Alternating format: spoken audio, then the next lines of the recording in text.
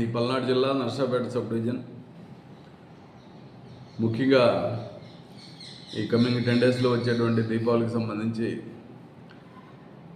ఇటు ప్రజలు కానీ ఇటు ఏ అయితే దీపావళి క్రాకర్స్ సేల్ చేసేటువంటి వర్తకులు వ్యాపారులు చిన్న చిన్న వర్తకులు అందరూ కూడా తగిన జాగ్రత్తలు తీసుకోవాల్సిన అవసరం ఉంది. ముఖ్యంగా నేను చూస్తే రీసెంట్గా అమలాపురం ఏరియాలో బ్లాస్ట్ అయ్యి 6 చనిపోవడం చాలా విషాదకరమైన వార్త. మరి అలాంటిది రాకుండా ఉండాలంటే మీరు తగిన జాగ్రత్తలు ఖచ్చితంగా ఉండాలి. చెప్తా ఉంటే కూడా రిపీటెడ్గా మీరు ఎక్కడ చేయాలో అవి చేయాలి, అక్కడ తగిన జాగ్రత్తలు తీసుకొని చేస్తే ఎలాంటి ఇది జరగదు. ఏ జాగ్రత్తలు లేకుండా మీరు ఇక్కడికి తీసుకొచ్చి మ్యానుఫ్యాక్చరింగ్ చేస్తే ఆటోమేటిక్గా యాక్సిడెంట్ జరిగితే ఇలాగే ఉంటుంది. దయచేసి ఎవరు కూడా మ్యానుఫ్యాక్చరింగ్ అనేది ఎట్టి పరిస్థితుల్లో ఏ చిన్న ఇది కూడా చేయడానికి లేదు, అట్లా పర్మిషన్ లేదు.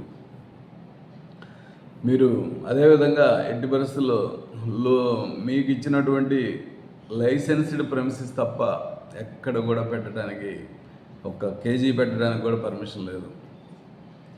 లైసెన్స్డ్ ప్రెమిసెస్లో కూడా మీకు ఇచ్చినటువంటి క్వాంటిటీకి సంబంధించి 1000 కేజీలు అయితే 1000 కేజీలు, 2000 కేజీలు అయితే 2000 కేజీలే పెట్టాలి తప్ప మీరు వేలు టన్నులు తీసుకొచ్చి అక్కడ కుక్కితే ఖచ్చితంగా అక్కడ బర్స్ట్ అయ్యే అవకాశం ఉంటుంది, బ్లాస్ట్ అయ్యే అవకాశం ఉంటుంది.